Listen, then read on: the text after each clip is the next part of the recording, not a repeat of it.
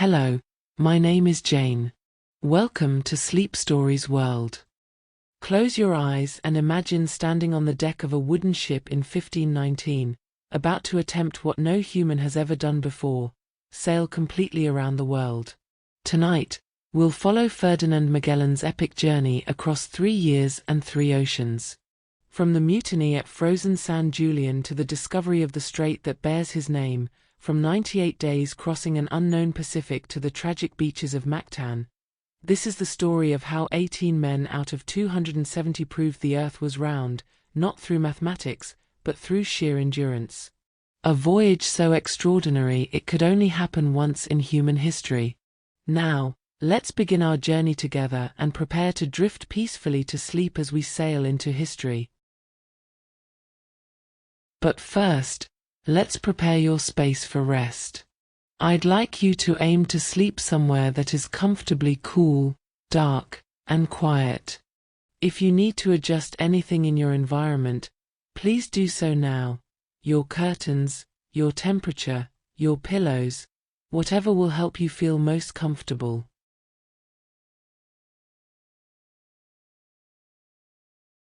When you're ready, lie down where you will be sleeping. You may want to cover yourself with a light blanket, as your body temperature will decrease slightly as you start to relax. Let yourself settle into your bed, feel the weight of your body being supported. Notice how your mattress rises to meet you. Now, gently close your eyes. There's nothing you need to see anymore tonight. Nothing you need to watch or observe. Your only task now is to be here, in this moment, allowing yourself to receive the gift of rest. Take a deep breath in through your nose, and exhale slowly through your mouth. Take another deep breath, and this time feel your chest expand as the air fills your lungs. Notice the sensation of your ribcage opening. Breathe out, and feel your chest deflate. Feel your body sinking a little deeper into your bed. In. And out. In. And out.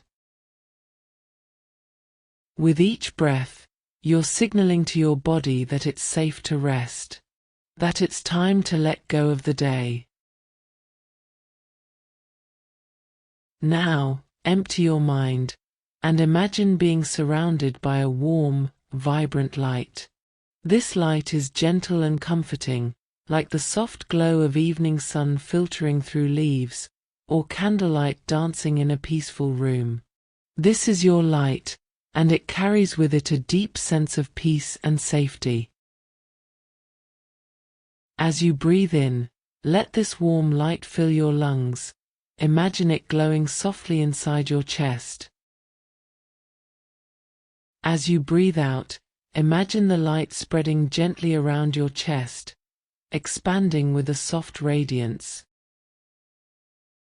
Breathe in, and let the light expand a little further this time. Feel it growing warmer, more present. Breathe out, and let the light travel up to your neck and down past your diaphragm. It moves slowly, like honey, coating everything with warmth and ease. Breathe in, and swallow even more of this warm, vibrant light. Breathe out, and let it fill your head, your throat, your chest, your stomach. Every space within you is now glowing softly. Breathe in deeply, and fill your entire upper body with this warm, vibrant light. Your shoulders, your arms, your back, your chest, all bathed in gentle, peaceful light. Take a few more breaths now, and with each one, allow this warm, vibrant energy to intensify in your upper body. Not in an overwhelming way, but like turning up the dimmer switch just slightly. More warmth, more comfort, more peace. Think of nothing but this warm, vibrant light. If a thought comes by, perhaps something from your day, or a task for tomorrow, allow yourself to acknowledge its presence. Notice it, like watching a leaf float by on a gentle stream. And then, let it drift away. Dismiss it kindly, and refocus on the light. There will be time for those thoughts later. But not now. Now is for rest. Breathe in. Breathe out. Breathe in. Breathe out. Nothing to do. Nowhere to be. Just breathing. Just light. Just peace. On your next breath in, let the warm, vibrant light begin to travel downward. Feel it reach your hips, your thighs, moving slowly and deliberately, like a warm wave washing over you. Breathe out, and allow the light to reach your knees. Feel the warmth spreading down your legs. Breathe in, and feel the light continue its gentle journey. Breathe out, and sense it flowing down your shins, to your ankles. Breathe in deeply, and let the light fill your legs all the way down to your toes. Every part of you now is surrounded by this gentle, warm glow. You are completely enveloped in comfort and peace. Breathe out, and feel your entire body relaxing more deeply than before. Breathe in, and draw in even more tranquility. Out, releasing any remaining tension. Focus now on your breath and the warm light surrounding you. Nothing but your breath and the light. In and out. Glowing and peaceful. If your mind wanders, that's perfectly natural. Simply guide it back, gently, to your breath, to the light, to this present moment. Relax. Let go. You are safe. You are comfortable. You are exactly where you need to be. Your body knows how to rest. Your mind knows how to release. And tonight, you're giving yourself permission to do both. There's nothing you need to figure out, nothing you need to solve, nothing you need to remember right now. Just breathe, and listen, and drift. As we move into tonight's story, allow yourself to let go even more. Let the words wash over you like a gentle tide. You don't need to follow every detail or remember every word. Simply receive the story as a gift, a soft companion as you journey towards sleep. And now, let us begin. As the 15th century drew to its close, the world as known to Europeans was about to transform forever. Picture, if you will, the bustling ports of Lisbon and Seville in those final years of the 1400s, harbours alive with the creak of timber, the snap of canvas, and the dreams of men who gazed westward and southward, wondering what lay beyond the edge of every map. This was an age when spices were worth more than gold, when a handful of cloves or nutmeg could purchase a modest estate, and when the overland routes to the east, those ancient pathways through Constantinople and across the vast deserts and mountains of Asia, were controlled by merchants and empires who guarded their monopolies jealously. The fall of Constantinople to the Ottoman Empire in 1453 had made these traditional routes even more perilous and expensive, and so the seafaring nations of Europe turned their eyes to the great unknown waters, searching for new passages to the treasures of the Orient. Portugal led this grand endeavor. Under the patient and determined patronage of Prince Henry the Navigator earlier in the century, Portuguese mariners had ventured farther and farther down the coast of Africa, pushing past Cape Bojador, a headland so feared that sailors believed the seas beyond it boiled and turned men's skin black. But these intrepid explorers discovered instead that the ocean remained navigable, the winds were predictable, and new lands awaited their discovery. In 1488, just as young Ferdinand Magellan was entering his childhood years, a Portuguese navigator named Bartholomew Dias achieved something remarkable. After months at sea, battling fierce storms near the southern tip of Africa, Dias rounded what he called the Cape of Storms, a tempestuous promontory where the Atlantic and Indian Oceans meet in eternal embrace. King John II of Portugal, understanding the strategic importance of this discovery, renamed it the Cape of Good Hope, for it represented the hope of a sea route to India and the spice-rich lands beyond. 10 years later, in 1498, another Portuguese captain named Vasco da Gama completed what Dias had begun. Da Gama sailed around the Cape of Good Hope, crossed the Indian Ocean with the help of an Arab pilot, and reached the port of Calicut on the Malabar coast of India.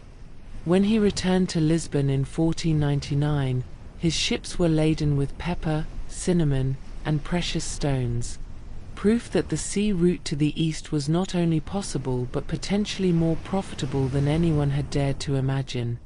The cargo from that single voyage was reported to be worth 60 times the cost of the expedition. Yet even as Portugal celebrated these triumphs, Spain was charting its own course into history. In 1492, the Italian navigator Christopher Columbus, sailing under the Spanish flag of Queen Isabella and King Ferdinand, had ventured westward across the Atlantic and discovered islands he believed to be the outer reaches of Asia. Though Columbus died still thinking he had found a new route to the Indies, others began to suspect that these lands were part of an entirely new continent, a vast barrier standing between Europe and the riches of the East. By the early 1500s, Spanish and Portuguese explorers were probing this new world with increasing urgency. The Treaty of Tordesillas, signed in 1494, had divided the non-European world between the two great maritime powers. Portugal received exclusive rights to all discoveries east of a line drawn through the Atlantic, while Spain claimed everything to the west. It was an audacious agreement, two nations dividing an entire globe they had barely begun to explore, but it set the stage for the great rivalry and the great achievements that would follow. Into this world of expanding horizons and fierce competition, Ferdinand Magellan came of age. Born around 1480 in northern Portugal, into a family of minor nobility, young Ferdinand grew up hearing tales of the Portuguese discoveries.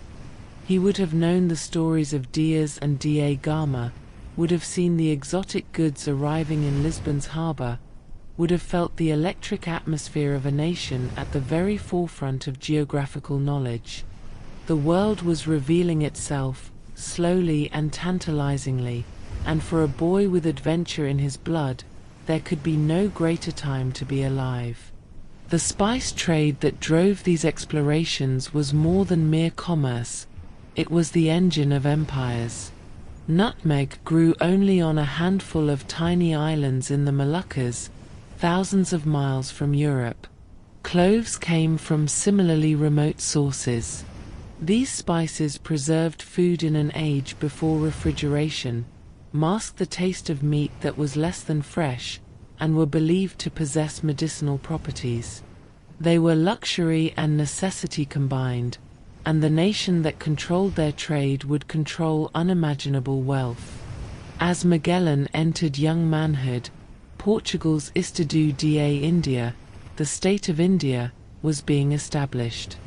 Portuguese fortresses and trading posts were springing up along the coasts of Africa, India, and beyond. Ships called carracks, sturdy and capacious, made the long voyage around Africa with increasing regularity, creating a maritime empire that stretched across half the world. The Casa de India in Lisbon became the clearinghouse for Eastern treasures, and service in the Indies became the path to glory and fortune for ambitious young Portuguese noblemen. And Ferdinand Magellan was nothing if not ambitious. Though his family had connections to the court, they were not wealthy, and he would need to prove himself through deeds rather than rely on inheritance. In 1505, at approximately 25 years of age, Magellan enlisted in the fleet of Francisco de Almeida, the first Portuguese viceroy to India, and set sail for the east.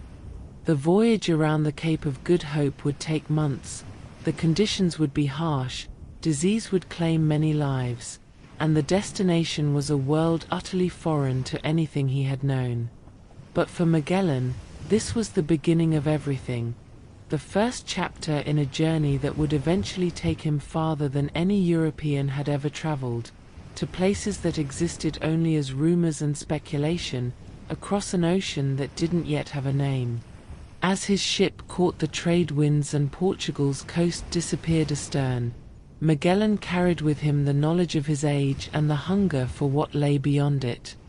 The world was larger than the ancients had believed, stranger than the medieval maps suggested, and somewhere in its vast expanse, waiting to be discovered, were passages and truths that would reshape human understanding forever. His journey to the east was beginning, but the great question that would define his life, the question of a western route to the Spice Islands, was already taking shape in his restless, questing mind.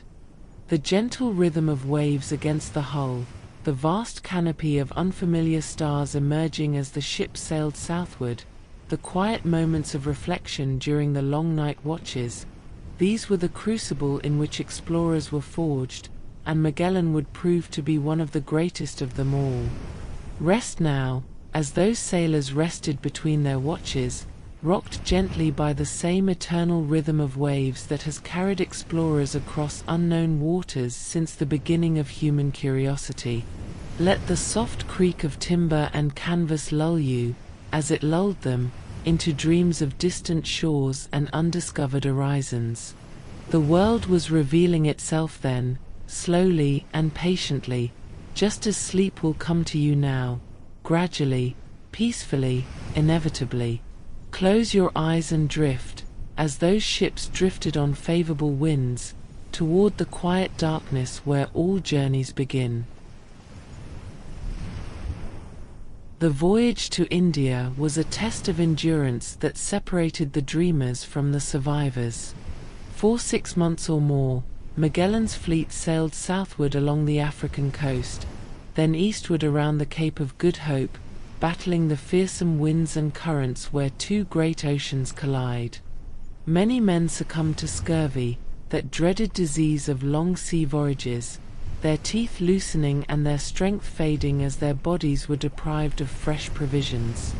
Others fell to typhus, dysentery, or simply the accumulated hardships of life at sea.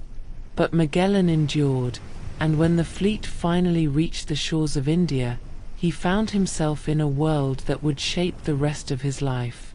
The Portuguese presence in the Indian Ocean was still precarious in those early years. The Estado de India was being carved out through a combination of diplomacy, trade, and when necessary, brutal warfare. In 1509, Magellan participated in the Battle of Diu, a decisive naval engagement off the coast of India where the Portuguese fleet, though vastly outnumbered, defeated a combined force of Egyptian, Gujarati, and Ottoman vessels. The battle was fought with a ferocity that shocked even hardened sailors, ships grappling alongside one another, cannon fire at point-blank range, hand-to-hand combat on blood-slick decks. The Portuguese victory at Diu established their naval supremacy in the Indian Ocean and opened the way for their expanding trade empire. For Magellan, it was his first taste of significant combat, and he acquitted himself with the courage expected of a Portuguese fidalgo, a nobleman in service to his king. Following this victory, Magellan's duties took him even farther east. In 1511, he joined an expedition to Malacca, a strategic port city on the Malay Peninsula that controlled the narrow strait between the Indian Ocean and the South China Sea. Malacca was a cosmopolitan wonder, a place where merchants from Arabia, India, China, and the Indonesian archipelago gathered to trade goods from across the known world. Its sultan controlled access to the Spice Islands beyond, and whoever held Malacca held the key to the riches of the Moluccas. The Portuguese, under the command of Afonso de Albuquerque, launched an assault on the city in August of 1511. The fighting was fierce, with Magellan again distinguishing himself in battle, but the Portuguese prevailed, and Malacca became the easternmost anchor of their maritime empire. It was from Malacca that Magellan first heard detailed accounts of the Moluccas, those fabled spice islands that lay farther to the east.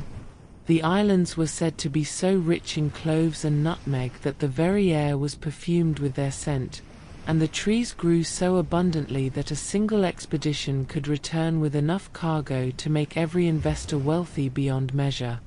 Portuguese traders were already venturing into these waters, and Magellan may well have participated in one or more of these exploratory voyages, though the historical record is uncertain. What is certain is that he developed a keen interest in the geography of the region and began to form his own theories about the shape of the world. During his years in the East, from 1505 to 1512, Magellan became more than just a soldier. He became a student of navigation, of winds and currents, of the merchants' tales about distant lands. He would have learned that the earth was indeed round, as the ancient Greeks had theorized and as the voyages of Portuguese explorers were confirming through practical experience. He would have studied the way winds blew in predictable patterns across the oceans, creating highways of air that could carry ships thousands of miles. And he would have pondered a tantalizing question: if the Portuguese could reach the Spice Islands by sailing east around Africa, might there be a way to reach them by sailing west, around the southern tip of the New World that Spanish explorers were gradually mapping? By 1512, Magellan had spent 7 years in the East, earning a reputation as a competent officer and navigator, but he had not achieved the wealth or advancement he had hoped for. The competition for positions and rewards in the Estado da India was fierce, and Magellan's relatively modest family connections meant he was often passed over for the most lucrative appointments. His portion of the spoils from various campaigns was respectable but not remarkable, and he began to think about returning to Portugal to seek new opportunities. In 1513, Magellan was back in Lisbon, but his return to Portugal did not bring the recognition he sought. Instead, he was assigned to military service in Morocco, where Portugal was engaged in ongoing campaigns to maintain its North African strongholds against the Moorish kingdoms. Morocco was considered a less prestigious posting than the Indies, a place where careers stagnated rather than flourished. Nevertheless, Magellan served with his customary diligence. During a skirmish at the fortress of Azama in 1513, he was wounded in the leg by a lance or spear thrust. The injury would leave him with a permanent limp, a reminder of his service that he would carry for the rest of his life. The Moroccan campaign also brought Magellan an accusation that would haunt him. He was alleged to have engaged in unauthorized trading with the Moors, a serious charge that suggested treasonous commerce with the enemy. Though the evidence was apparently weak and Magellan vigorously denied the accusation, it cast a shadow over his reputation at the Portuguese court. When he returned to Lisbon and sought an audience with King Manuel I to request an increase in his pension and a promotion in rank, rewards he felt he had more than earned through his years of loyal service in India and Morocco, the king was cold and dismissive. The rejection by King Manuel was a turning point in Magellan's life. According to contemporary accounts, when Magellan asked if he might have the king's permission to offer his services to another monarch, Manuel replied with indifference, essentially telling him he could do as he pleased. For a proud man who had risked his life repeatedly in service to Portugal, who had fought in battles from India to Morocco, who bore the scars of his loyalty on his very body, this dismissal was deeply wounding. But it also freed him. If Portugal would not value his knowledge and ambition, perhaps Spain would. And so Ferdinand Magellan began to contemplate a momentous decision. He possessed knowledge that few men in Europe could claim, intimate familiarity with the Spice Islands, understanding of maritime navigation, awareness of the wealth that awaited any nation that could establish a reliable spice route. He also possessed a theory, carefully developed during his years of observation and study, that somewhere to the south of the lands Columbus had discovered, there must be a strait, a passage of water connecting the Atlantic Ocean to the Great Sea that Spanish explorer Vasco Núñez de Balboa had glimpsed from a mountain peak in Panama in 1513 and called the South Sea. If such a passage existed, and if he could find it, he could reach the Spice Islands by sailing west under the Spanish flag, without violating Portugal's eastern territories as defined by the Treaty of Tordesillas. The idea was audacious, perhaps even reckless. The distances were unknown, the existence of the passage was speculative, and the challenges of such a voyage would be immense. But Magellan was not a man to be deterred by impossibility. He had seen too much, survived too much, and been disappointed too profoundly by his homeland to turn back now. As he walked the streets of Lisbon with his distinctive limp, as he gazed out at the harbor where Portuguese ships came and went with their eastern cargoes, as he nursed his wounded pride and his burning ambition, Ferdinand Magellan was already planning the voyage that would change the world forever. He would go to Spain, to the court of young King Charles, and he would propose an expedition that would make all previous voyages seem like mere preparation for this, the circumnavigation of the entire globe, though he did not yet know that was what he was planning. He knew only that there was a passage to be found, a fortune to be made, and a place in history to be claimed. And he would let nothing stand in his way. Rest now, as Magellan rested after his long years of service, his body bearing the marks of distant battles, his mind full of maps and possibilities. Let go of the day's struggles as he let go of his disappointment, transforming rejection into resolve, obstacles into opportunities. The passage he sought existed somewhere in the darkness, waiting to be found, just as sleep waits for you now, patient, inevitable, and full of promise. Breathe deeply, slowly, and allow yourself to drift like a ship at anchor in a quiet harbor, swaying gently beneath unfamiliar stars, while the great voyage of tomorrow takes shape in the peaceful spaces of your dreams. In 1517, Ferdinand Magellan crossed the border from Portugal into Spain, leaving behind his homeland and stepping into uncertainty. He was nearly 40 years old, an age when many men had settled into established careers, but Magellan was beginning anew. He made his way to Seville, the vibrant port city on the Guadalquivir River that served as Spain's gateway to the New World. Here, among the merchants and mariners, the cosmographers and adventurers, Magellan would find the allies he needed to transform his vision into reality. Seville in the early 16th century was a city intoxicated by possibility. Since Columbus's voyages, Spanish ships had been crossing the Atlantic with increasing frequency, returning with gold, silver, exotic plants, and tales of vast new lands. The Casa de Contratación, the House of Trade, had been established in Seville in 1503 to regulate commerce with the Indies and to serve as a center for nautical science. It was here that pilots were examined, maps were kept and updated, and expeditions were planned. For someone with Magellan's experience and ambitions, Seville was exactly where he needed to be.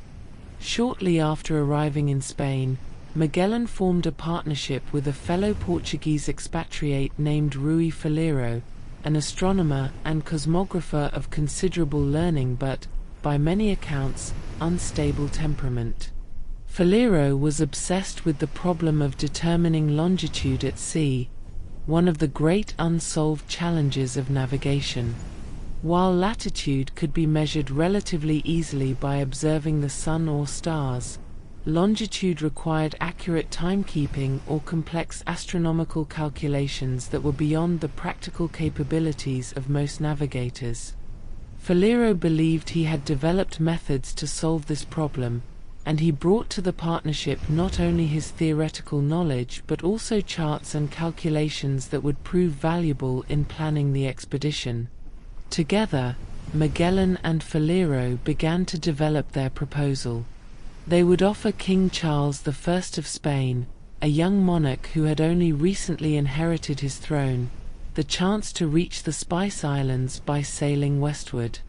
The Treaty of Tordesillas had divided the world along a north-south line through the Atlantic, but no one had yet determined where the corresponding line on the opposite side of the globe should fall. Magellan argued that the Moluccas, the source of the world's cloves, might actually fall within Spain's hemisphere. If Spain could reach these islands by sailing west, and if they truly belonged to Spain according to the treaty, then Spain could break Portugal's monopoly on the spice trade without violating any international agreements. To support their case, Magellan and Falero needed influential backers. They found a crucial ally in Juan de Aranda, an official of the Casa de Contratación who recognized the potential value of their scheme. De Aranda helped them navigate the complex bureaucracy of the Spanish court and introduced them to powerful merchants who might finance the expedition. More importantly, he arranged for them to present their proposal to the young king himself. King Charles I of Spain was just 17 years old when Magellan first approached him in 1518, but he was already one of the most powerful rulers in Europe. Through inheritance, he controlled Spain, the Netherlands, parts of Italy, and extensive lands in the New World. In 1519, he would be elected Holy Roman Emperor, becoming Charles V and adding the German territories to his domains. The young king was ambitious, eager to prove himself, and keenly interested in expanding Spanish influence. The prospect of reaching the Spice Islands, and potentially claiming them for Spain, appealed to both his practical interests and his sense of imperial destiny. The meeting between Magellan and King Charles was held in Valladolid in the spring of 1518. Magellan, with his distinctive limp and his quiet intensity, presented his case with the confidence of a man who had seen what he was describing. He spoke of the Spice Islands he had visited during his years with the Portuguese, of their incredible wealth, of the strait he believed existed somewhere near the southern tip of South America. He showed the king maps and a globe, possibly one he had brought from Portugal or had constructed with Falero, pointing out the theoretical route westward. He explained that such a voyage would not violate Portugal's rights under the Treaty of Tordesillas but would instead establish Spain's own direct access to the most valuable commodities in the world. King Charles was persuaded. On March 22, 1518, he signed the Capitulation de Valladolid, the contract that would authorize Magellan's expedition. The terms were generous, reflecting the high stakes and high risks involved. Magellan and Falero would be appointed captains general of the fleet and governors of any lands they discovered. They would receive 1/20 of the profits from the voyage, and 1/10 of the profits from any subsequent expeditions that followed their route. They would be granted noble titles and hereditary rights to their discoveries. In return, they would lead an expedition of 5 ships to find the western passage to the Spice Islands and to determine whether these islands fell within Spain's sphere of influence. The preparations began immediately. 5 ships were purchased and outfitted: the Trinidad, which would serve as Magellan's flagship; the San Antonio, the largest of the fleet; the Concepcion, the Victoria, and the Santiago, the smallest vessel. These were not large ships by modern standards.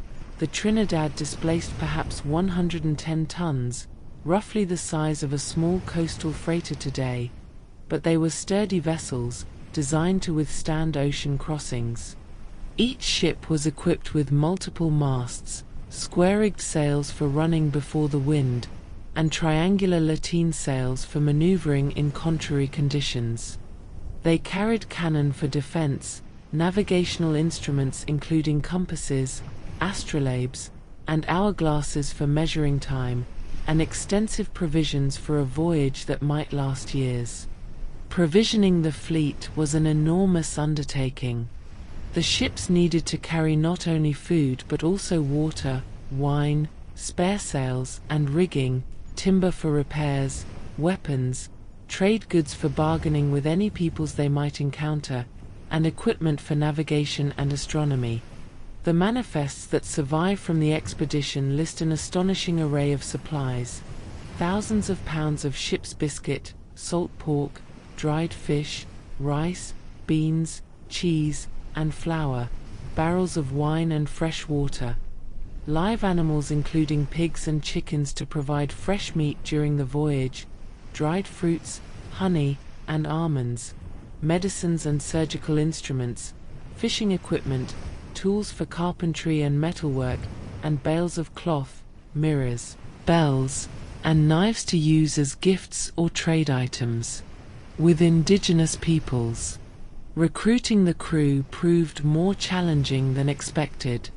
Magellan's reputation in Spain was not yet established, and he was, after all, a Portuguese leading a Spanish expedition during a time of intense rivalry between the two nations.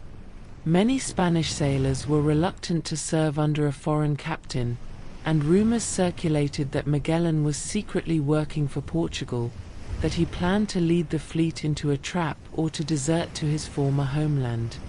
Nevertheless, through a combination of attractive wages, royal endorsement, and the sheer allure of discovery and potential riches, Magellan assembled a crew of approximately 270 men. They came from many nations: Spain and Portugal, certainly, but also Italy, France, England, Germany, Greece, and various other corners of Europe. It was, in its way, an international expedition, united not by nationality but by the promise of adventure and fortune. Among the officers appointed to serve under Magellan was a young Spanish gentleman named Juan Sebastian Elcano, who signed on as master of the Concepcion.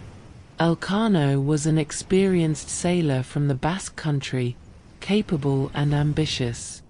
Neither he nor anyone else could have imagined the role he would eventually play in completing the voyage that Magellan was planning. Also joining the expedition was Antonio Pigafetta, a young Italian scholar from Vicenza who had no official role but managed to attach himself to the fleet as a supernumerary, a gentleman volunteer interested in observing and recording the voyage. It was Pigafetta's detailed journal, written day by day throughout the expedition, that would provide the most complete account of everything that was to come: the discoveries, the hardships, the mutinies, the wonders, and the tragedies. As the summer of 1519 progressed, the 5 ships gradually took shape in the harbor of Seville. Carpenters worked on the hulls, sailmakers stitched canvas, provisioners loaded casks and barrels into the holds. Magellan oversaw every detail with meticulous care, knowing that once the ships left port, there would be no opportunity to return for forgotten supplies. Rui Falero, meanwhile, was showing increasing signs of mental instability, plagued by paranoia and erratic behavior. Eventually, it was decided that Falero would not accompany the expedition, officially because someone needed to remain in Spain to protect their interests, but more likely because Magellan and the Spanish authorities recognized that Falero was unfit for the rigors of the voyage. The astronomer would remain behind, his dreams of solving the longitude problem unfulfilled, while Magellan would go on alone to face whatever awaited beyond the horizon. By August 1519, everything was ready. The ships dropped down the Guadalquivir River to the port of Sanlúcar de Barrameda, where the river meets the Atlantic Ocean. Here, final preparations were made, last letters were written, final prayers were said. Magellan knew the magnitude of what he was attempting. He was proposing to sail farther than any European had sailed, to find a passage that existed only in his calculations and intuitions, to cross an ocean of completely unknown size, and to reach islands on the far side of the world. The odds of failure were enormous. The odds of death were high. But the potential rewards, in wealth, in knowledge, in glory, were beyond measure. And so, on September 20th, 1519, the 5 ships weighed anchor and set sail from Sanlúcar de Barrameda, turning their bows toward the open Atlantic and the unknown. Ferdinand Magellan stood on the deck of the Trinidad, 40 years old, limping from his Moroccan wound, carrying the weight of his disappointments and his dreams, leading nearly 300 men into the greatest voyage of exploration the world had ever seen. The coast of Spain faded behind them, the familiar landmarks disappeared, and ahead lay only the vast expanse of water, the mysteries of the southern continent, and a destiny that none of them could possibly have imagined. Rest now, as those sailors rested on that first night at sea, leaving behind everything familiar, sailing toward everything unknown. Let the gentle motion of the waves carry you, as it carried them, into the peaceful darkness where all great journeys begin. The world was vast then, and sleep is vast now, an ocean of its own, waiting to receive you. Close your eyes and drift, as they drifted, toward distant shores and quiet dreams, trusting that the current will carry you safely through the night. The voyage began under favorable skies, but also under the shadow of suspicion and discord. From the very start, tension existed between Magellan and several of his Spanish officers, who resented serving under a Portuguese commander and questioned his intentions.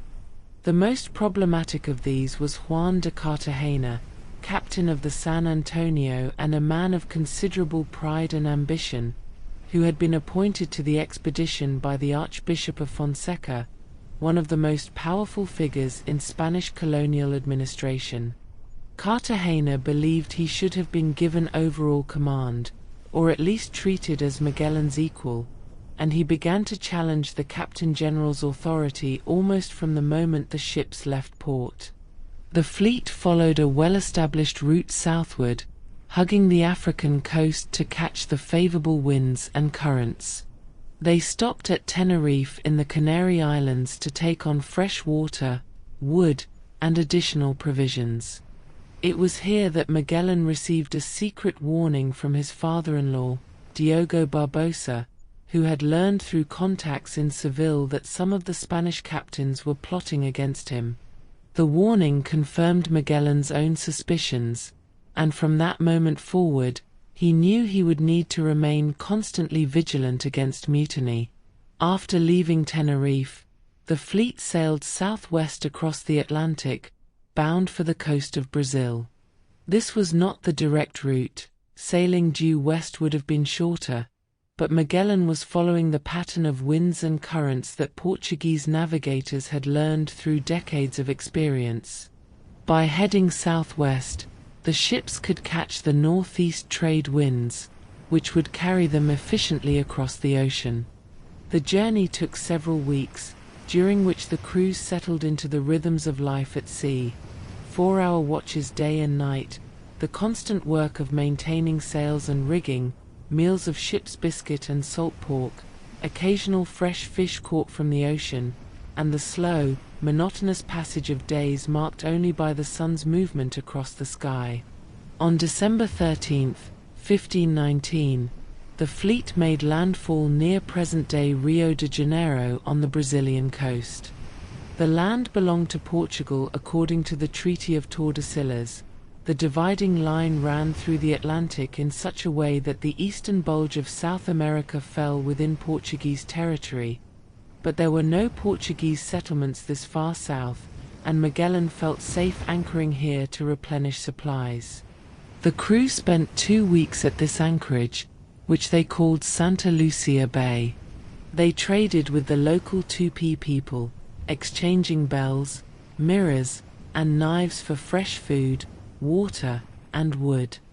Antonio Pigafetta, ever the curious observer, recorded his impressions of the indigenous people, noting their customs, their generosity, and the abundance of the land. It was a welcome respite after the long ocean crossing, and the fresh provisions would prove vital for the difficult months ahead. From Brazil, Magellan turned southward, following the coastline as it curved away toward the unknown southern latitudes. This was the crucial phase of the voyage, for somewhere along this coast, Magellan believed, they would find the passage to the Western Ocean. But as the fleet sailed farther south, the weather grew colder, the days grew shorter, and the hoped-for strait remained elusive. They investigated every bay, every inlet, hoping that each might be the entrance to the passage. The Rio de la Plata, a vast estuary that seemed promising, proved to be merely the mouth of a great river, not a passage through the continent. Each disappointment increased the crew's anxiety and the officers' doubts about their commander's plan. By late March 1520, with winter approaching in the southern hemisphere, Magellan made the decision to seek harbor and wait out the worst of the weather. On March 31st, the fleet entered a bleak, wind-swept bay that Magellan named Puerto San Julian, located at approximately 49 degrees south latitude on the coast of what is now Argentina. It was a desolate place, barren shores, cold winds sweeping down from the interior, and no sign of the passage they sought. Magellan announced that they would winter here, waiting for spring before continuing the search. The crews, already frustrated and fearful, received this news with anger and dismay. They were thousands of miles from home, in a harsh and forbidding land, with provisions running lower than expected, and their Portuguese captain seemed determined to continue a quest that many now believed was madness. The tensions that had been building since the voyage's beginning finally erupted into open mutiny. On the night of April 1st, 1520, Easter Sunday night, just 1 day after arriving at San Julian, 3 of the 5 ships' captains rose in rebellion against Magellan. Juan de Cartagena of the San Antonio, Gaspar de Quesada of the Concepcion, and Luis de Mendoza of the Victoria seized control of their vessels, imprisoning or expelling officers who remained loyal to Magellan. The mutineers now controlled 3 of the 5 ships, and they sent Magellan a message demanding that he consult with them about all decisions and share command of the expedition. Magellan's response was swift and cunning. He still controlled 2 ships, his flagship Trinidad and the Santiago, and he used them with tactical brilliance. He sent a boat to the Victoria under the pretense of negotiation, but the men aboard were actually armed and under secret orders. They boarded the Victoria, killed the captain Luis de Mendoza in a quick, violent confrontation, and seized control of the ship. Now Magellan controlled 3 ships to the mutineers too, and he positioned his vessels to blockade the harbor's entrance, preventing the San Antonio and Concepcion from escaping to the open sea. The mutiny collapsed within a day.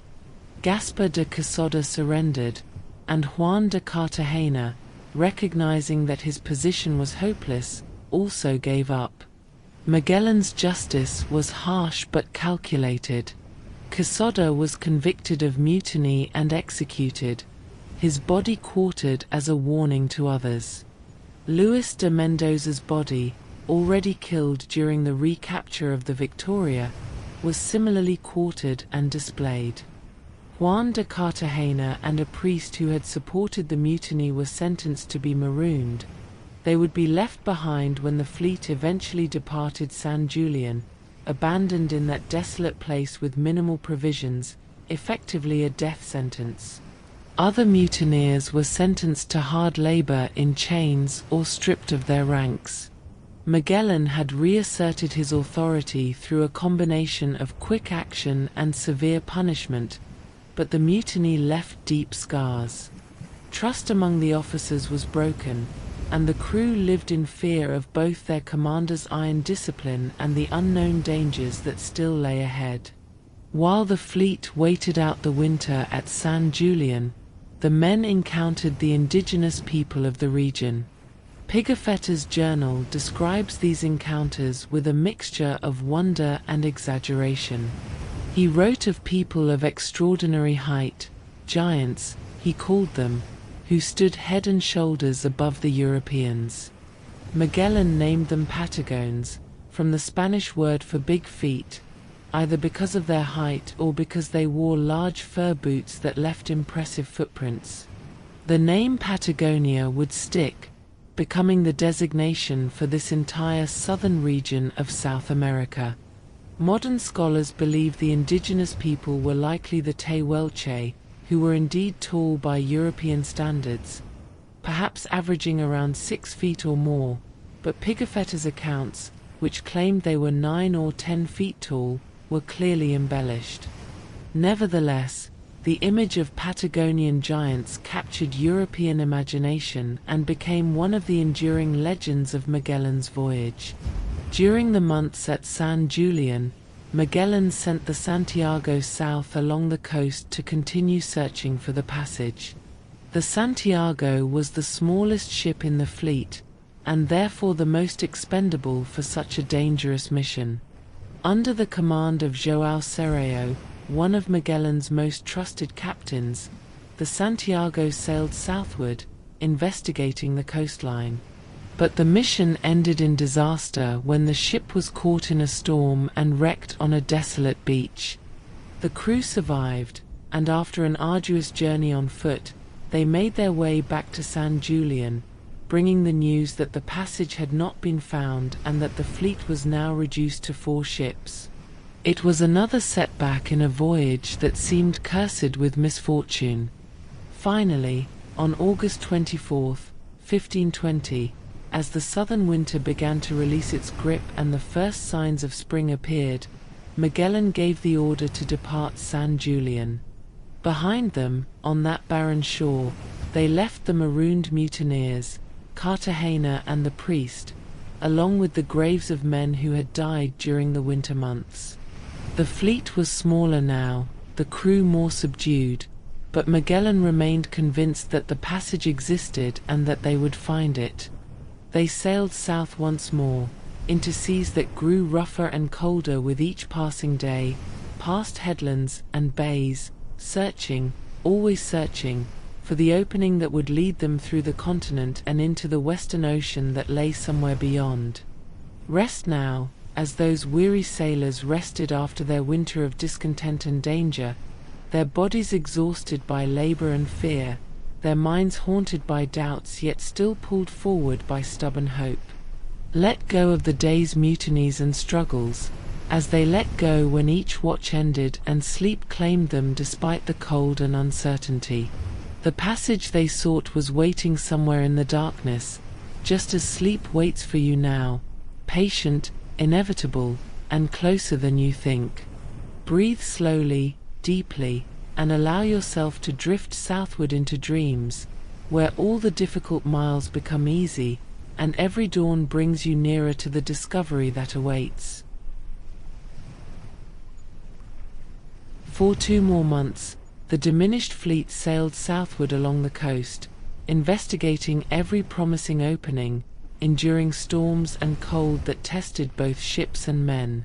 The coastline seemed endless, stretching away toward the bottom of the world, and with each passing day, the doubts grew stronger. Perhaps there was no passage. Perhaps the land continued all the way to the South Pole, an unbroken barrier between the oceans. But Magellan pressed on with the single-minded determination that had brought him this far, refusing to turn back, refusing to accept defeat. Then, on October 21st, 1520, as the fleet rounded a prominent headland, they saw something different. Instead of another closed bay, there was a wide opening with strong currents flowing through it. The water tasted of salt, not fresh, suggesting it was not another river mouth. Magellan ordered the fleet to anchor while he sent the San Antonio and the Concepcion to explore this new opening. The 2 ships disappeared into the unknown waters, and for 3 days, the Trinidad and Victoria waited anxiously at the entrance. When the San Antonio and Concepcion finally returned, their crews were jubilant, firing their cannons in celebration. They had sailed westward for many miles, and the passage continued, twisting and turning through mountainous terrain, but always extending farther west.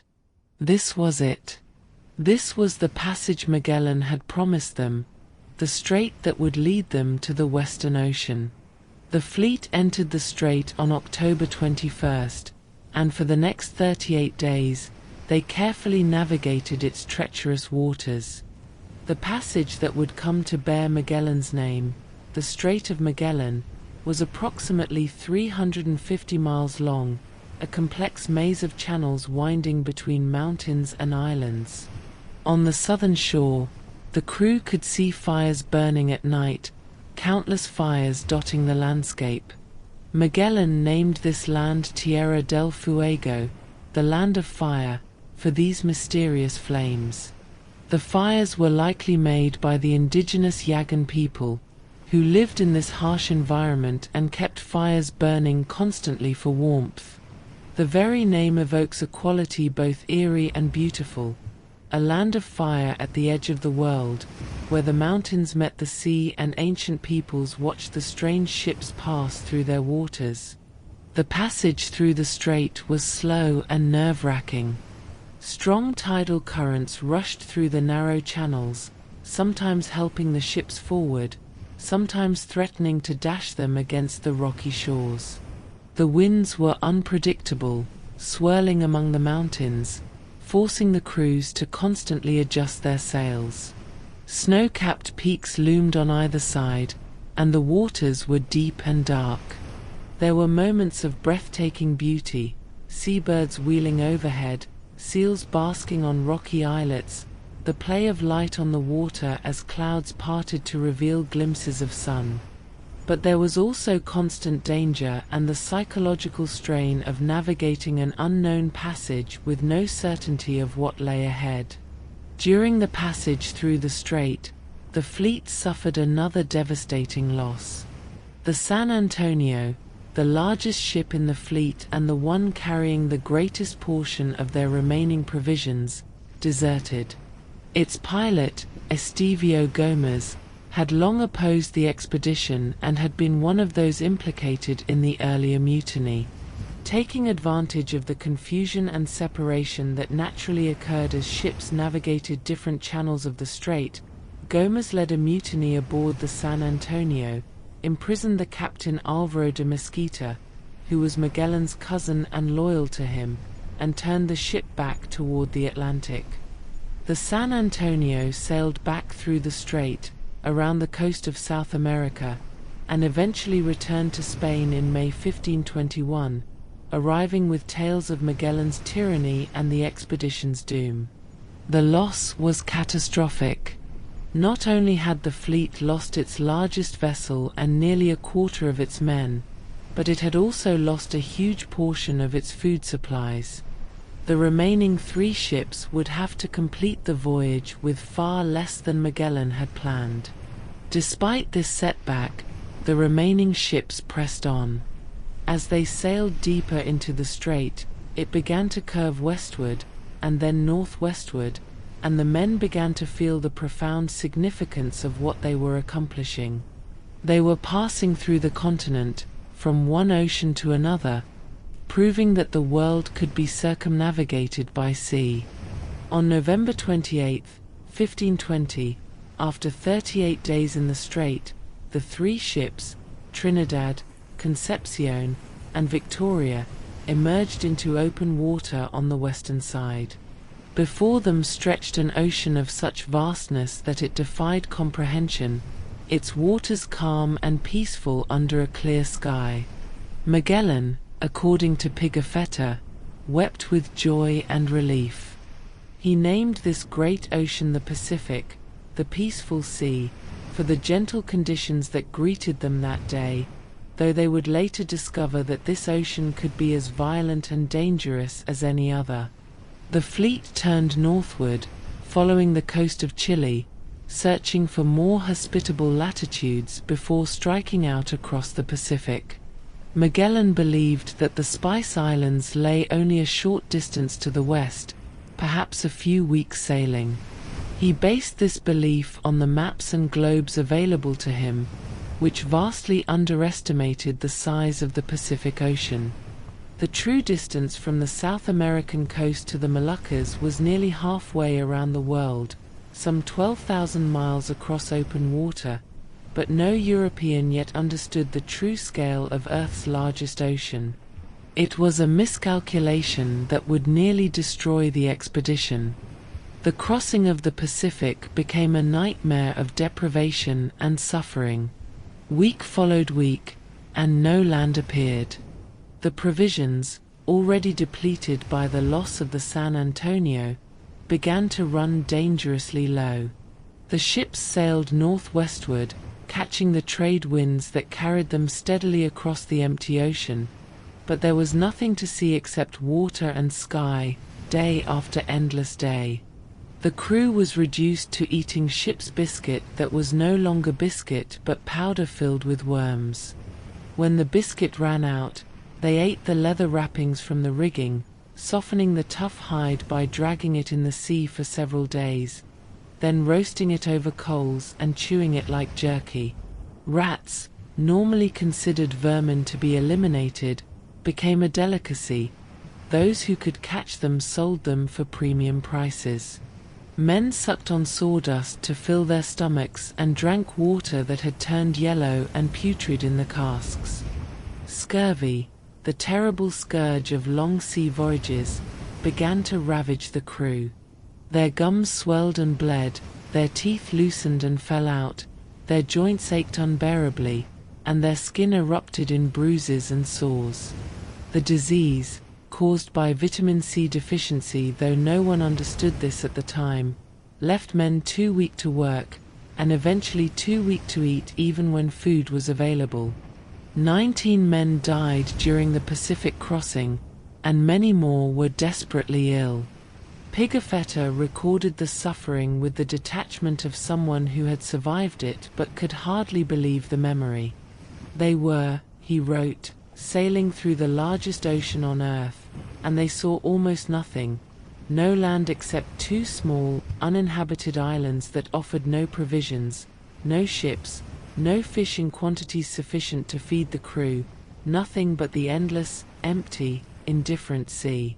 For 98 days, more than 3 months, the fleet sailed across the Pacific without finding any substantial land or resupply. It was the longest uninterrupted ocean voyage any European sailors had ever attempted, and it pushed them to the absolute limits of human endurance. The pilots and navigators, using their astrolabes and compasses, their dead reckoning and their observations of the sun and stars, managed to keep the ships on course, but where that course was leading, and when it would end, no one could say with certainty. Magellan maintained his iron discipline and his unshakable conviction that they would reach the Spice Islands, but even his confidence must have been tested during those long, desperate weeks. Finally, on March 6, 1521, salvation appeared on the western horizon. The lookouts spotted land, an island, and then another, and another. The fleet was approaching what Magellan would name the Ladrones Islands, the Islands of Thieves, known today as the Mariana Islands, including Guam. The ships anchored, and the native Chamorro people came out in their swift outrigger canoes, curious about these strange vessels that had appeared from the east. The initial contact was friendly, but when some of the Chamorros, following their own cultural practices regarding property, took items from the ships without asking permission, Magellan reacted with violence, burning houses and killing several islanders. It was a brutal response, born perhaps of desperation and the stress of the voyage, and it stained what should have been a moment of pure relief. Nevertheless, the fleet obtained fresh water, fruits, vegetables, and meat, the first fresh provisions in more than 3 months. The effect on the scurvy-stricken crew was almost miraculous. Within days of eating fresh food, men who had been near death began to recover. The scurvy retreated, strength returned, and hope was restored. After reprovisioning, the fleet departed the Ladrones and continued westward. On March 16, 1521, they sighted more islands, larger, more populous, and seemingly more prosperous. They had reached the archipelago that would later be called the Philippines, though Magellan initially named them the Islands of St. Lazarus, as they were discovered on that saint's feast day. The ships anchored at the island of Homenhan, where they were greeted peacefully by the local people. Over the following weeks, Magellan sailed among the islands, establishing friendly relations with various local rulers, engaging in trade, and learning about the political landscape of the region. He was drawing close to his goal. The Spice Islands lay not far to the south, but he was also entering a complex world of rival kingdoms, competing alliances, and cultural misunderstandings that would ultimately prove fatal. Rest now, as those sailors rested when they finally reached land after their endless ocean crossing, their bodies broken by scurvy and starvation, their spirits sustained by nothing more than the hope of another sunrise. Let the vast emptiness of the Pacific dissolve into the vast emptiness of sleep, where time and distance mean nothing, where suffering gives way to peace, and where the journey continues in dreams lighter than sails and softer than the trade winds. Close your eyes and drift westward, ever westward, toward islands you cannot yet see, toward rest you have more than earned, toward the gentle darkness where all voyages pause before continuing. The Philippines that Magellan encountered in the spring of 1521 were a world of extraordinary complexity, hundreds of islands scattered across the western Pacific, each with its own communities, its own rulers, and its own place in an intricate web of trade, alliance, and rivalry that had existed for centuries before any European arrived. The people who inhabited these islands were skilled navigators themselves, trading across vast distances in their elegant outrigger vessels, connected to the broader maritime world of Southeast Asia. They had contact with Chinese merchants, Arab traders, and the sultanates of the Indonesian archipelago. They were not isolated or primitive, but participants in a sophisticated network of commerce and culture that Europeans were only beginning to discover. Magellan's first significant encounter came with Raja Kalambu, the ruler of the island of Limasawa. The meeting was facilitated by Enrique, Magellan's Malay slave who had been with him since his years in the East Indies. Enrique spoke a language the islanders could understand, the first time during the entire voyage that anyone in the expedition could communicate directly with the people they encountered. This was a profound moment, though its full significance was perhaps not immediately apparent. Enrique had been captured or purchased somewhere in Southeast Asia years earlier, had sailed with Magellan to Portugal, then to Spain, then across the Atlantic, through the Strait of Magellan, across the Pacific, and now found himself in a land where his native language was spoken.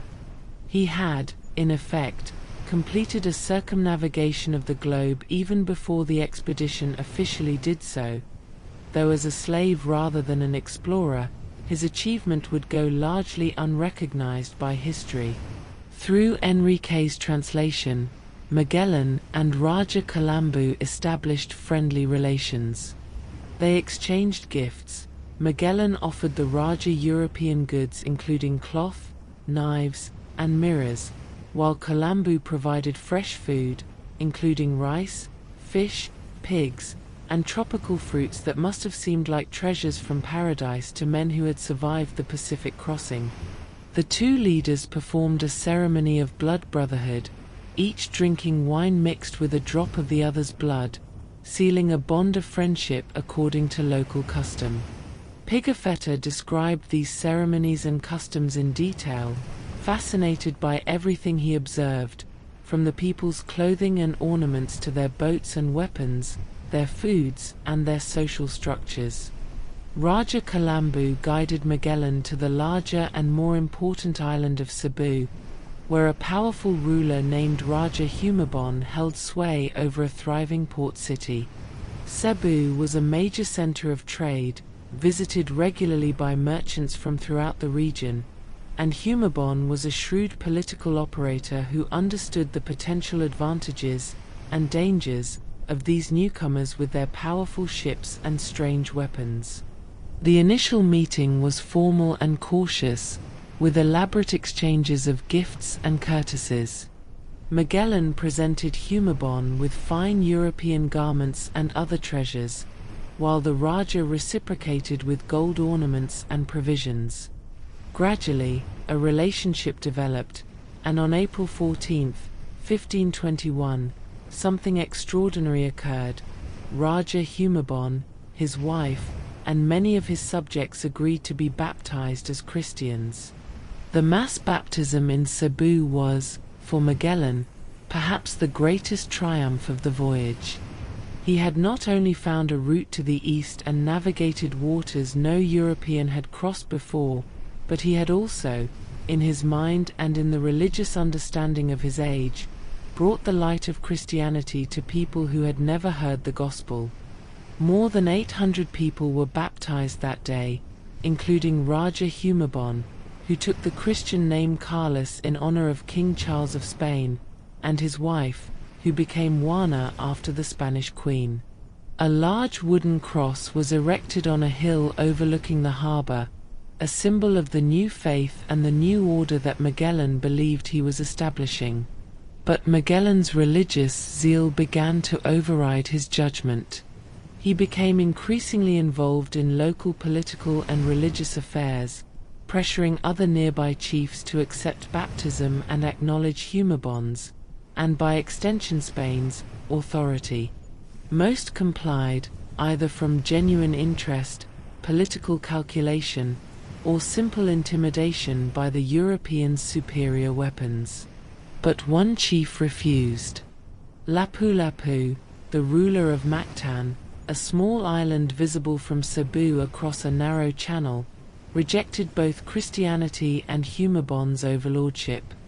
Magellan, perhaps swept up in his vision of himself as a crusader bringing faith and civilization to the archipelago, perhaps underestimating the fighting capabilities of indigenous warriors, perhaps simply frustrated by defiance after so many months of hardship, made a fatal decision. He would lead a punitive expedition to Mactan to force Lapu-Lapu's submission. Raja Humabon and other local allies advised against the attack, or at least offered to send large numbers of their own warriors to support the Europeans. But Magellan refused the offer of massive reinforcements, apparently wanting to demonstrate European military superiority with a relatively small force. In the early hours of April 27, 1521, Magellan led approximately 60 of his men in a raid on Mactan. They waded ashore in shallow water before dawn, expecting to easily overpower the defenders. Instead, they found themselves facing more than 1,000 warriors who had prepared for their arrival. The Battle of Mactan was a disaster for the Europeans. The indigenous warriors, fighting on their own ground and using tactics they had perfected over generations of inter-island warfare, overwhelmed the invaders. They targeted Magellan specifically, recognizing him as the leader, concentrating their attacks on him. According to Pigafetta, who was present and wounded in the battle, Magellan fought bravely but was struck by a poisoned arrow in the leg, then swarmed by enemies as he tried to organize a retreat. He was cut down in the surf, dying in the shallow waters off Mactan's shore, far from home, far from the Spice Islands he had sought to reach, and just weeks away from what might have been the triumphant conclusion of his great voyage. The death of Ferdinand Magellan on April 27, 1521, marked the end of one chapter of the expedition and the beginning of another far more uncertain one. The man who had conceived the voyage, who had navigated the Atlantic, who had quelled mutinies, who had found and traversed the strait, who had led his men across the endless Pacific, that man was gone, killed not by storm or disease or starvation, but in a small, unnecessary skirmish that he should never have fought. The expedition had lost its leader, its navigator, its driving force. The remaining officers and crew, shocked and demoralized, had to decide what to do next. The situation deteriorated rapidly. Raja Humabon, who had seemed so friendly, apparently decided that the Europeans were now vulnerable and perhaps no longer useful allies. On May 1, 1521, just 4 days after Magellan's death, Humabon invited the expedition's remaining leaders to a feast. 29 men went ashore, including the newly appointed commanders and several officers. It was a trap. During the feast, Humabon's warriors attacked, killing nearly all the Europeans in attendance. Only a handful of men escaped back to the ships, carrying news of the massacre. Among those killed was Enrique's master, and with Magellan dead, Enrique's fate became uncertain.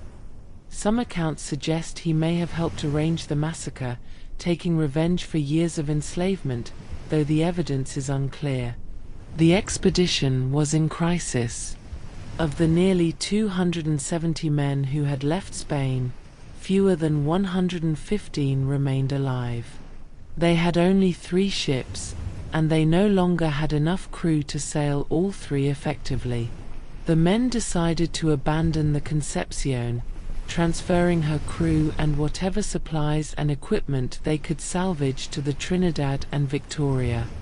They burned the Concepcion to prevent her from falling into local hands, watching as the ship that had crossed the Atlantic and navigated the strait disappeared in flames and smoke, another casualty of the voyage.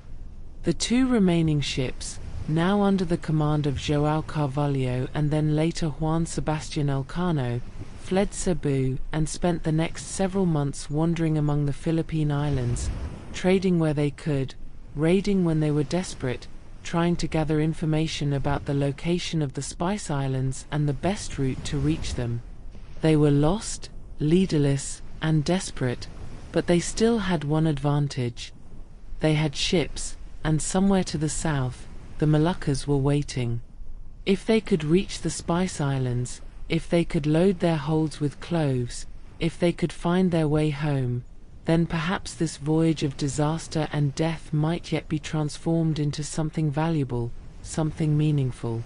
The greatest challenge of all still lay ahead, but so did the possibility, however remote, of completing what Magellan had begun.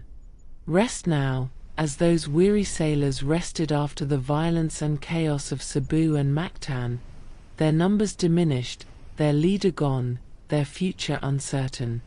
Let go of the battles and betrayals, as they let go when exhaustion finally overcame fear and grief. The world is full of dangers, but sleep is a safe harbor where no enemy can reach you, where no wounds can touch you, where the dead are at peace and the living find renewal.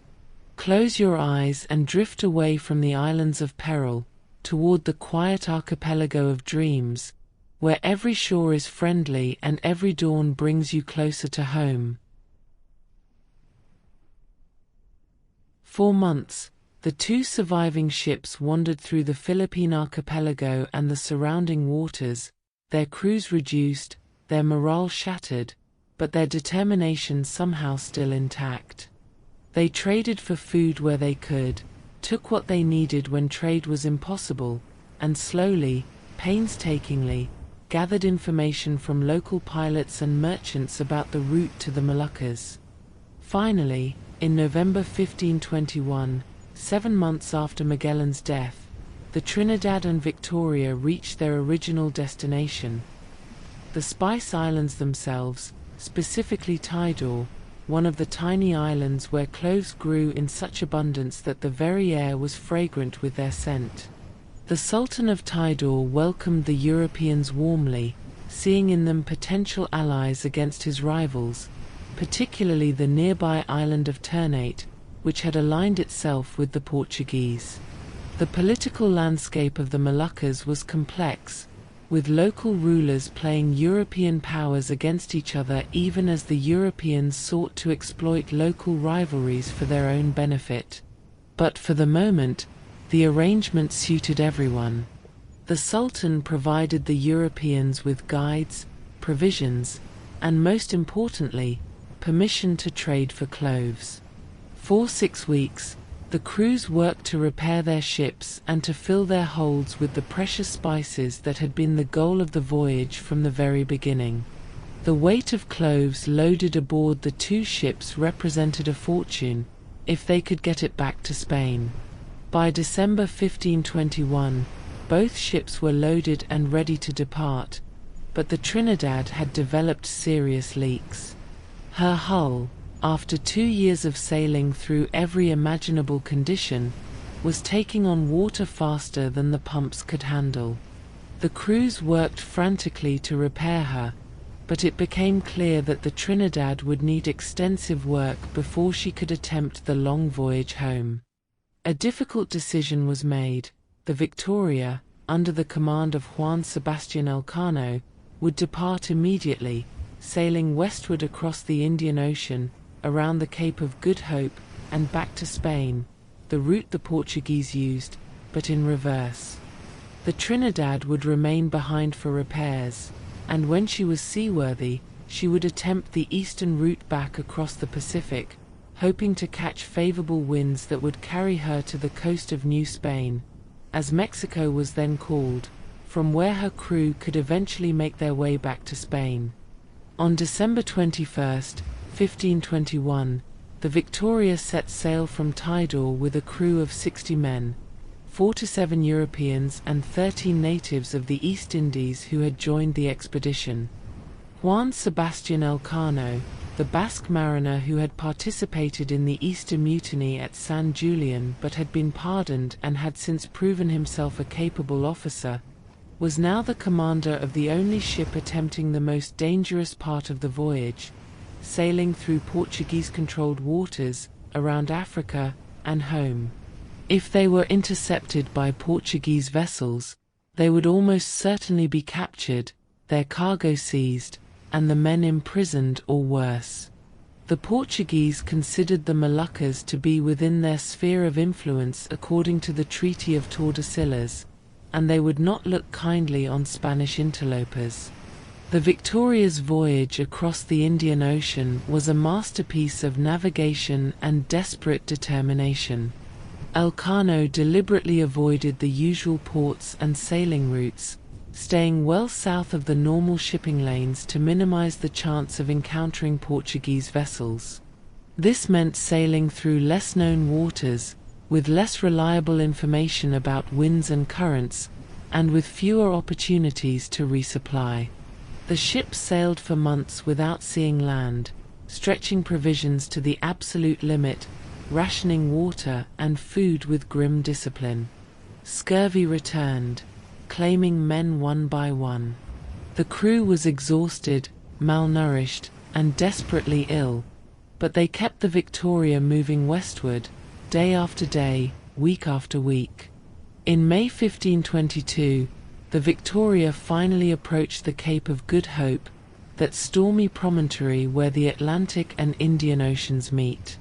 The passage around the cape was brutal. Fierce winds, towering waves, and freezing rain tested the ship and her weakened crew to their limits. But they endured, and when they finally rounded the cape and turned northward into the Atlantic, they knew they were on the final leg of their journey.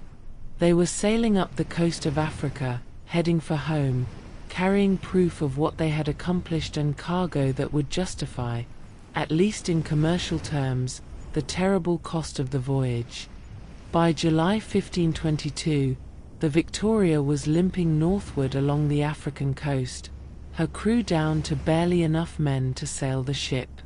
They desperately needed food and water, but they were still in dangerous waters. The Cape Verde Islands, which they approached in early July, were Portuguese territory. Elcano made the risky decision to send a boat ashore at the island of Santiago to trade for provisions, instructing the men to claim they were returning from the Americas to avoid revealing their true origin. The ruse almost worked, but the Portuguese authorities became suspicious, and when the boat returned to shore for a second load of supplies, the Portuguese seized it along with 13 of the Victoria's crew. Elcano had no choice but to flee with the remaining men, abandoning his captured comrades to Portuguese custody, cutting the anchor cable, and sailing away as quickly as the weak and depleted crew could manage.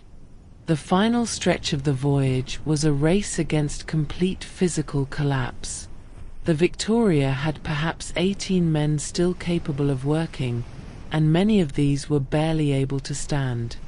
They were starving, sick with scurvy, and exhausted beyond anything they had previously experienced. But Spain was close now, just days away, and the thought of home gave them strength they didn't know they still possessed.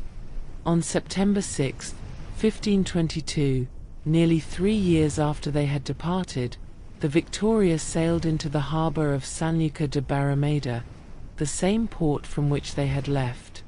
Of the 5 ships that had departed, only 1 returned. Of the approximately 270 men who had begun the voyage, only 18 Europeans came home on the Victoria. The ship that entered Sanlúcar that September day was barely recognizable. Her sails were patched and worn, her hull was weather-beaten and damaged, her deck was nearly empty of crew. But her holds were still filled with cloves, and her men had accomplished something no one in human history had ever done before. They had sailed completely around the world.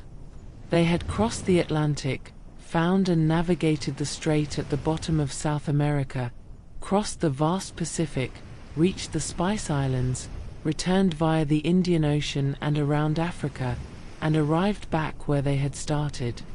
They had proven that the Earth was round not through theory or mathematics but through the simple, undeniable fact of their journey. They had measured the world with their ships, and though the cost had been almost unimaginably high, they had succeeded.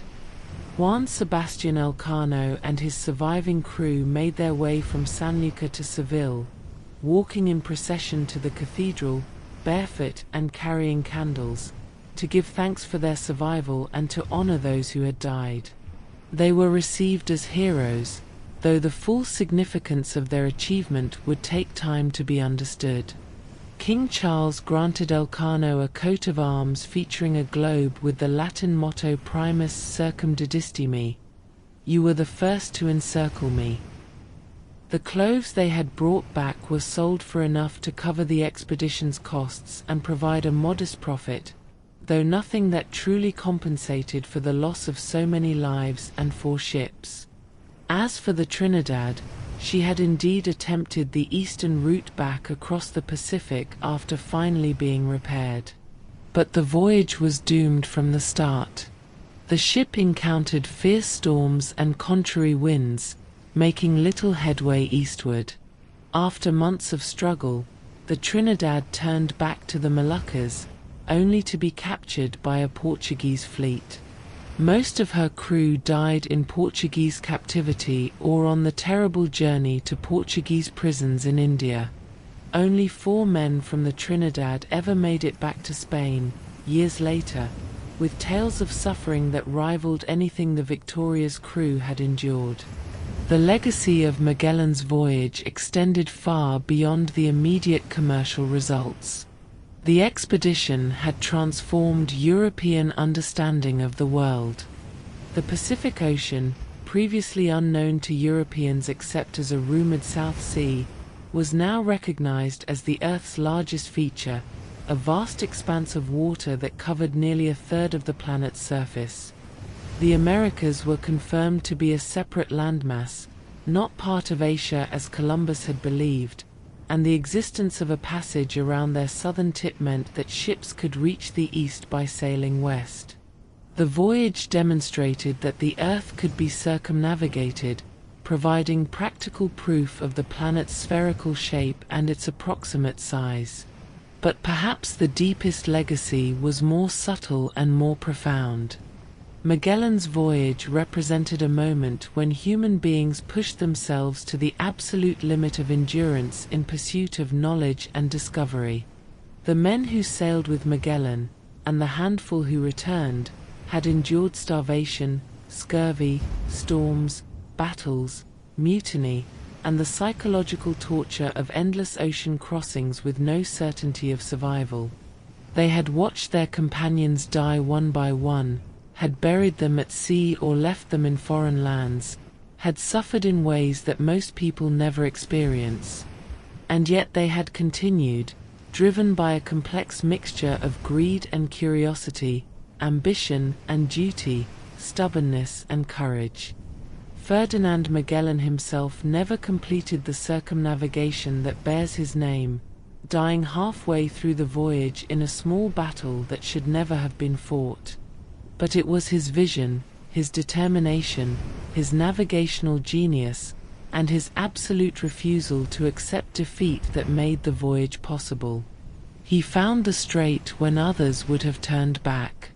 He crossed the Pacific when no European knew how vast it truly was. He kept his men moving forward through conditions that should have destroyed them. And though he died before seeing the voyage completed, his spirit, his restless, questing, unbending spirit, carried the Victoria and her crew all the way around the world and home.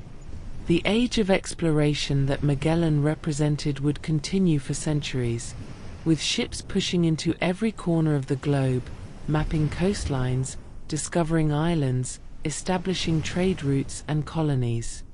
But there would never be another first circumnavigation, never again that unique moment when the true size and shape of the Earth was revealed through the direct experience of sailing around it.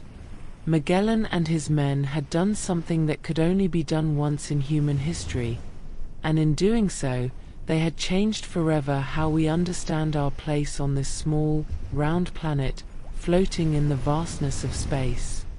The world became smaller after Magellan's voyage, but also larger, smaller because it could now be crossed and measured, but larger because the Pacific Ocean alone was bigger than all previous estimates of the entire globe.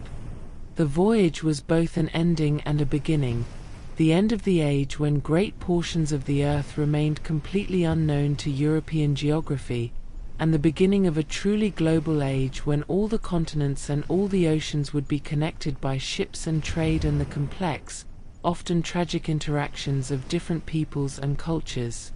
And as we rest now, so many centuries later, we can close our eyes and imagine those 18 men stumbling off the Victoria in September 1522, feeling solid ground beneath their feet for the first time in 3 years, seeing the familiar landscape of Spain, breathing the air of home. They had sailed around the world.